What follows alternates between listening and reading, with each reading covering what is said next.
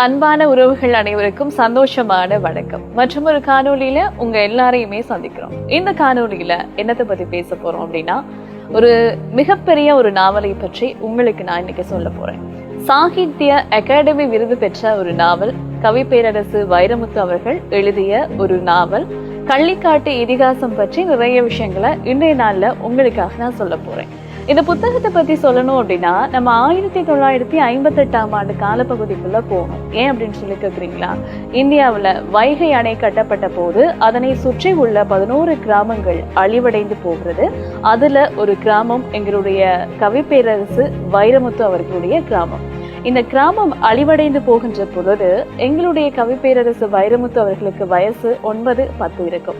அந்த காலகட்டத்தின் தன்னுடைய சொந்த ஊரை விட்டு வெளியூருக்கு போகிறார். அப்போது அந்த அணைக்கட்டுக்குள் அழிந்து போன தன்னுடைய ஊரை பற்றிய சிந்தனை அவருக்குள்ளே இருக்கிறது. இதை பற்றி சொல்லும் போது அப்போது இருந்து அந்த சிறுவன் வாடி வாடி வளர்கிறார் அப்படின்னு சொல்றாங்க. ஏன் அப்படின்னு சொன்னா, சின்ன வயசுல நம்ம சந்திச்ச நண்பர்கள், அதே மாதிரி உறவினர்கள் எல்லாமே அப்படியே பிரிஞ்சு போகும்போது அந்த நினைவுகளுக்குள்ளே எங்களுடைய கவி பேரரசு வைரமுத்து அவர்களும் நினைச்சிட்டே இருக்காரு அப்படின்னு சொல்லலாம். இந்த சுமையினை இறக்கி வைக்கும் வகையில தான் எங்களுடைய கவி பேரரசு வைரமுத்து அவர்கள் இந்த புத்தகத்தை எழுதியிருக்கிறார். புத்தகத்தினுடைய தலைப்பே ரொம்ப சுவாரஸ்யமா இருக்கும். கள்ளிக்காட்டு இதிகாசம். இதிகாசம் அப்படின்னு சொல்றதே நடந்த ஒரு விஷயத்தை பத்தி சொல்லக்கூடிய ஒரு இலக்கியம் அப்படின்னு சொல்லுவாங்க இல்லையா?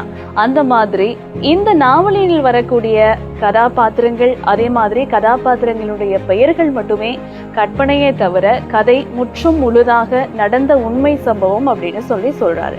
ஆகவே உண்மை சம்பவத்தை தழுவிய ஒரு நாவலாக கள்ளிக்காட்டு இதிகாசம் இருக்கிறது. இந்த கதை எப்படி ஆரம்பமாகும் அப்படின்னு சொன்னா, ஒரு வயல்வெளி, அதுவும் ஒரு வறண்ட பூமி அப்படின்னு சொல்லலாம். இப்பவும் ஸ்ரீலங்காவில ரொம்ப வறட்சி இல்லையா?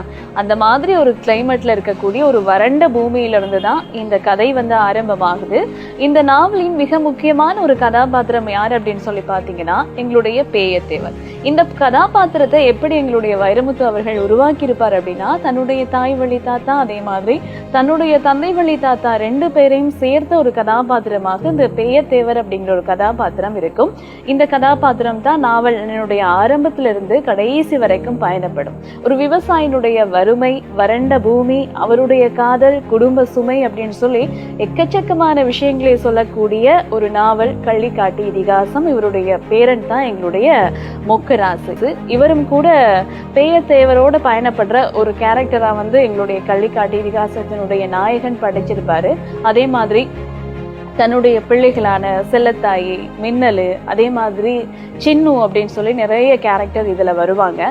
ஆரம்பத்திலிருந்து இந்த கதை முடிகிற வரைக்கும் நிறைய பிரச்சனைகள் சொல்லுவாங்க இல்லையா? அந்த கதாசியஸ் பண்பு அப்படின்னு சொல்றது ஒரு ஒரு கதை அல்லது நாவல் தோற்றத்திற்கும் அதே மாதிரி முடிகிறதுக்கும் ரொம்ப முக்கிய ஒரு காரணியாக இருக்கும்.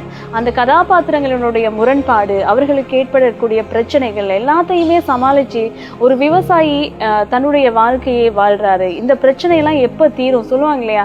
ஒரு மனுஷனுக்கு என்னென்ன பிரச்சனை வருது, எப்போ இதெல்லாம் முடியும், இந்த மனுஷனும் நல்லா வாழ மாட்டாரா அப்படிங்கிற மாதிரி நமக்கு ஒரு சிலரை பார்த்தா தோணும். அந்த மாதிரி ஒரு விவசாயி அவருடைய கதையை சொல்லக்கூடிய ஒரு நாவலாதான் கள்ளிக்காட்டு இதிகாசம் இருக்கிறது. கிட்டத்தட்ட 335 பக்கங்களை கொண்ட ஒரு நாவலை எப்படி வாசிச்சு முடிக்கிறது ஒரு நாள்ல அப்படின்னு சொல்லி கேட்டீங்கன்னா, வாசிக்கக்கூடிய எல்லாருக்குமே இந்த நாவலை எப்படியாவது ஒரு நாள்லயே முடிச்சிடணும் அப்படின்னு சொல்லி தோணும். ஏன் அப்படின்னு சொல்லி கேக்குறீங்களா? இந்த கதையினுடைய முடிவு என்னவா இருக்க போகுது அப்படின்னு சொல்லி நமக்கு தோணிட்டே இருக்கும்.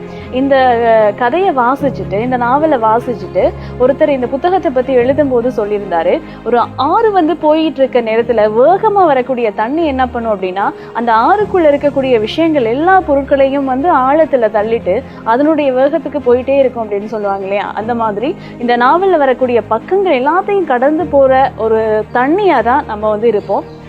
ஏன் அப்படின்னா, இதுல வரக்கூடிய சின்ன சின்ன விஷயங்கள் எல்லாத்தையும் கடந்து கடைசியில முடிவு என்ன ஆகுது அப்படிங்கிறது தான் இந்த கதையோட சிறப்பம்சமா இருக்கிறது. அந்த பேயத்தேவருக்கு ஏற்படக்கூடிய நிலையிலிருந்து அவர் எப்ப வெளியில வாராரு அப்படின்னு சொல்லி தெரிஞ்சுக்கிறதுக்காக எல்லாருமே ஆர்வமா இருப்பீங்க.